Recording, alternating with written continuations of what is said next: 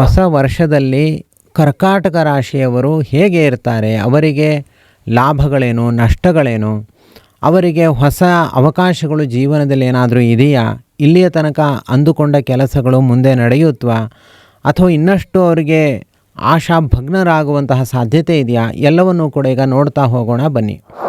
ಕರ್ಕಾಟಕ ರಾಶಿಯವರು ವಿಶೇಷವಾಗಿ ತುಂಬ ಮೃದು ಮನಸ್ಸು, ಕುಟುಂಬವನ್ನು ತುಂಬ ಪ್ರೀತಿ ಮಾಡುವಂಥವರು ಹಾಗೂ ಸಾಮಾಜಿಕ ಕೆಲಸಗಳಲ್ಲಿ, ರಾಜಕೀಯ ಕೆಲಸಗಳಲ್ಲಿ ಭಾರಿ ಆಸಕ್ತಿಯನ್ನು ಹೊಂದಿರುವಂಥವರು ಆಗಿರ್ತಾರೆ.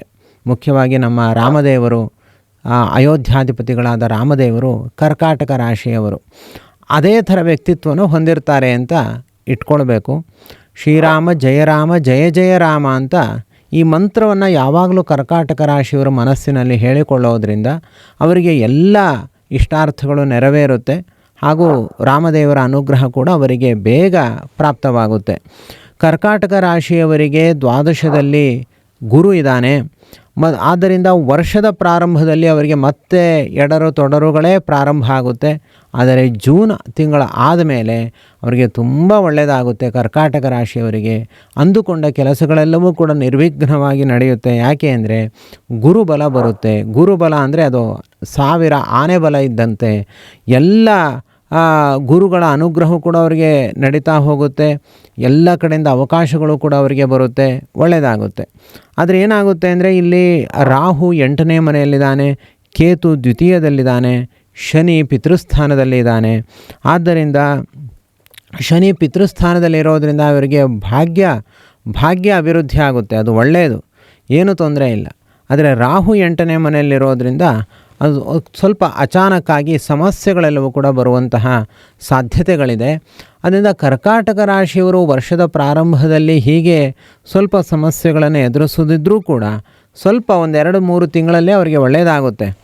ಆದರೆ ಹೊಸ ವರ್ಷದ ಪ್ರಾರಂಭದಲ್ಲಿ ಇವರು ಒಂದು ಒಳ್ಳೆಯ ಕೆಲಸವನ್ನು ಮಾಡುವ ಮೂಲಕವಾಗಿ ಪ್ರಾರಂಭ ಮಾಡಬೇಕು. ಯುಗಾದಿಯಿಂದ 48 ದಿವಸಗಳ ಕಾಲ ಅಕ್ಷಯ ತೃತೀಯ ಪ್ರಯುಕ್ತವಾಗಿ ಶ್ರೀಕರ ನಾರಾಯಣ ದೇವರ ಸೇವೆಯನ್ನು ಮಾಡಬೇಕು. ಹೀಗೆ ಶ್ರೀಕರ ನಾರಾಯಣ ದೇವರು ಅಂತಂದರೆ ಅಷ್ಟಭುಜಧಾರಿಗಳಾಗಿದ್ದಾರೆ.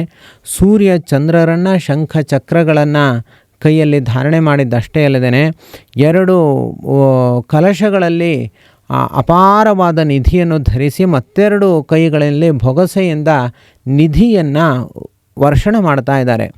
ಅಂತಹ ಶ್ರೇಷ್ಠರಾದ ಲಕ್ಷ್ಮೀ ಪ್ರಾಣ ಸಹಿತರಾದ ಶ್ರೀಕರ ನಾರಾಯಣ ದೇವರ ಸೇವೆಯನ್ನು ಮಾಡೋದರಿಂದ ಇವರಿಗೆ ಗರುಡನ ಅನುಗ್ರಹ ಉಂಟಾಗುತ್ತೆ, ಹನುಮಂತ ದೇವರ ಅನುಗ್ರಹ ಉಂಟಾಗುತ್ತೆ, ಲಕ್ಷ್ಮೀ ಅನುಗ್ರಹ ಪೂರ್ಣವಾಗಿ ಪ್ರಾಪ್ತವಾಗುತ್ತೆ. ಇವರೆಲ್ಲರಿಗೂ ಯಜಮಾನನಾದ ಆ ನಾರಾಯಣ ದೇವರ ಅನುಗ್ರಹ ಪೂರ್ಣವಾಗಿ ಇವರಿಗೆ ಪ್ರಾಪ್ತವಾಗುತ್ತೆ. ಆದ್ದರಿಂದ 48 ದಿವಸಗಳ ಕಾಲ ಅಖಂಡವಾಗಿ ಶ್ರೀಕರ ನಾರಾಯಣ ದೇವರ ಸೇವೆಯನ್ನು ಇವರು ಆಚರಿಸಬೇಕು. ಹೀಗೆ ಆಚರಣೆ ಮಾಡೋದರಿಂದ ಇವರಿಗೆ ಕಷ್ಟ ಕಾಲವೂ ಕೂಡ ಸುಖ ಕಾಲವಾಗುತ್ತೆ. ಮತ್ತು ಸುಖ ಬಂದಾಗ ಜೂನ್ ತಿಂಗಳಾದಮೇಲೆ ಇವರಿಗೆ ಒಳ್ಳೆಯ ಗುರುಬಲ ಏನು ಬರುತ್ತೆ ಅದು ತುಂಬ ಸ್ಟ್ರಾಂಗ್ಫುಲ್ಲಾಗಿ ಬರುತ್ತೆ. ಅವರಿಗೆ ಸಂಪೂರ್ಣ ಅಂದರೆ ಕೆಲವರಿಗೆ ಅವಕಾಶಗಳಿರುತ್ತೆ, ಆದರೆ ಅದು ಕೈಗೆ ಬಂದ ತುತ್ತು ಬಾಯಿಗೆ ಸಿಗೋದಿಲ್ಲ ಅಂತ ಹೇಳಿದಂತೆ ಆಗುವಂತಹ ಸಾಧ್ಯತೆಗಳಿರುತ್ತೆ. ಯಾಕೆ ಅಂದರೆ ರಾಹು 8ನೇ ಮನೆಯಲ್ಲಿದ್ದು ಅದೆಲ್ಲವನ್ನು ಕೂಡ ತಪ್ಪಿಸ್ತಾ ಇರ್ತಾನೆ. ಆದ್ದರಿಂದ ಇವರೇನು ಮಾಡಬೇಕು ಅಂದರೆ ಆ ಬಂದ ಅವಕಾಶಗಳು ತಮಗೆ ದಕ್ಕಬೇಕು ಅಂದರೆ ಶ್ರೀಕರ ನಾರಾಯಣ ದೇವರ ಅನುಗ್ರಹವನ್ನು ಇವರು ಪಡೆದುಕೊಳ್ಳಬೇಕು. ಚಂದ್ರನಿಗೆ ಮುಖ್ಯವಾಗಿ ಕೃಷ್ಣ ಪರಮಾತ್ಮ ನಿಯಾಮಕ. ಆದ್ದರಿಂದ ಕೃಷ್ಣನ ಸ್ಮರಣೆಯನ್ನು ಕೂಡ ಇವರು ನಿರಂತರವಾಗಿ ಮಾಡಬೇಕು. ಆದ್ದರಿಂದ ಅವಕಾಶಗಳು ಸಂಪೂರ್ಣವಾಗಿ ಇವರಿಗೆ ದಕ್ಕುತ್ತೆ. ಈ ದೃಷ್ಟಿಯಿಂದ ಶ್ರೀಕರ ನಾರಾಯಣ ದೇವರ ಸೇವೆಯನ್ನು 48 ದಿವಸಗಳ ಕಾಲ ವರ್ಷದ ಮೊದಲನೇ ದಿವಸದಿಂದಲೇ ಪ್ರಾರಂಭ ಮಾಡಬೇಕು. ಆಗ ಇವರಿಗೆ ಎಲ್ಲ ಇಷ್ಟಾರ್ಥಗಳು ನೆರವೇರುತ್ತೆ. ನಿಮ್ಮ ಗೋತ್ರ ನಕ್ಷತ್ರ ಹೆಸರುಗಳಲ್ಲಿ ನಾವೇ ಅದನ್ನು ಆ ಸೇವೆಯನ್ನು ಆಚರಣೆ ಮಾಡ್ತೀವಿ.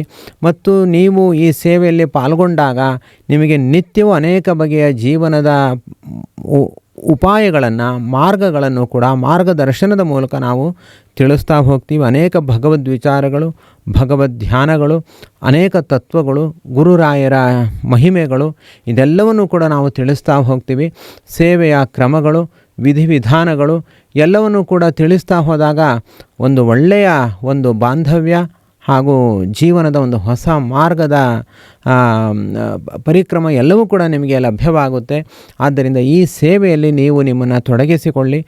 ನಮ್ಮನ್ನು ಈ ವಾಟ್ಸ್ಯಾಪ್ ಮೂಲಕ ಸಂಪರ್ಕ ಮಾಡಿ. ಎಸ್ ಸರ್ವಗುಣಸಂಪೂರ್ಣ ಸರ್ವದೋಷ ವಿವರ್ಜಿತ ಪ್ರೀಯತಾಂ ಪ್ರೀತೆ ಬಾಲಂ ವಿಷ್ಣುರ್ಮೇ ಪರಮಸುಹೃತು. ಶ್ರೀಕೃಷ್ಣಾರ್ಪಣಮಸ್ತು.